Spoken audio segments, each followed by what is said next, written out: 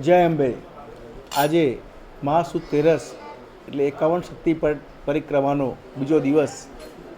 આ ત્રિદિવસીય પરિક્રમા મહોત્સવમાં મોટી સંખ્યામાં માઈ ભક્તો જોડાઈ રહ્યા છે.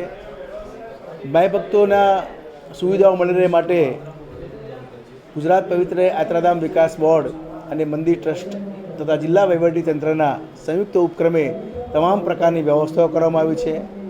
માઈ ભક્તોને નિઃશુલ્ક ટ્રાન્સપોર્ટેશન માટે એસટી બસોની વ્યવસ્થા, પાર્કિંગના સ્થળે જ માઈ ભક્તોને નિઃશુલ્ક ભોજન મંદિર ટ્રસ્ટ દ્વારા પૂરું પાડવામાં આવી રહ્યું છે અને એમના માટે પાર્કિંગથી ગબ્બર તળેટી સુધી મિની બસોની વ્યવસ્થા પણ મંદિર ટ્રસ્ટ દ્વારા કરવામાં આવેલી છે.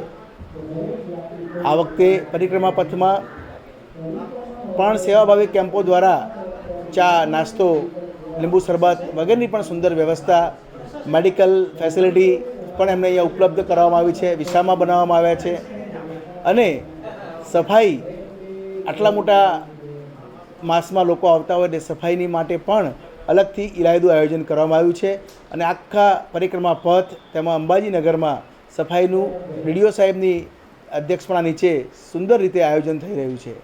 આમ ભાવિક ભક્તોને કોઈપણ પ્રકારની તકલીફ ન પડે તે માટેનું સુંદર આયોજન કરવામાં આવ્યું છે. આવતીકાલે પરિક્રમા મહોત્સવનો મહાસુદ 14 એટલે છેલ્લો દિવસ, ત્રીજો દિવસ અને છેલ્લો દિવસ. તો હું સૌ માય ભક્તોને અમે અપીલ કરીએ છીએ કે આ પરિક્રમા પથમાં પરિક્રમામાં જોડાઓ અને એક જ સ્થળે એક જ દિવસે એક જ જન્મમાં એકી સાથે 51 શક્તિપીઠના દર્શનનો પુણ્ય લાભ મેળવો એવી આશા રાખીએ છીએ. પધારો, વહીવટીતંત્ર સુસજ્જ છે. જય અંબે. જય અંબે.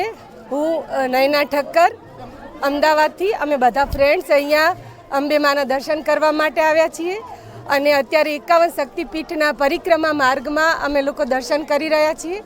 અત્યારે જે અમે છીએ તે સુગંધા શક્તિપીઠ છે જે પશ્ચિમ બંગાળથી બિલોંગ કરે છે અને આવી રીતે ગુજરાત ગવર્મેન્ટ દ્વારા જુદા જુદા 51 શક્તિપીઠોના જે મંદિર બનાવવામાં આવ્યા છે એ જોઈને ખરેખર ખૂબ જ હર્ષ અને ખુશીની લાગણી અનુભવીએ છીએ અને ખરેખર આ બધું આપણા માટે ખૂબ જ ગૌરવની વાત છે કે આ સરસ એકદમ સ્પિરિચ્યુઅલ વાઇબ્સ આવે એ રીતનો માહોલ અમને અહીંયા જોવા મળ્યો છે. એટલે ખૂબ જ ધન્યતા અને ખુશીની લાગણી અનુભવીએ છીએ.